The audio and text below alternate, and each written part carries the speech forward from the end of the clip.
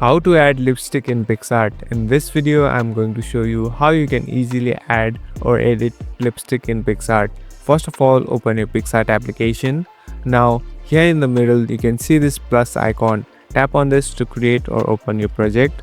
Now, here you can select the image that you want to edit. So it has been imported in this editing platform. So here on the bottom, you can see the option called retouch. Tap on retouch. Now again, tap on this another option called makeup.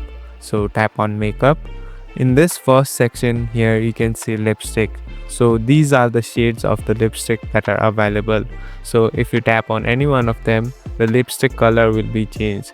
You can even edit the intensity over here. So you can choose whatever you like. At the end, it will be edited. So at last, here on the top, tap on apply and you're done. So this is how you change lipstick. Thank you for watching.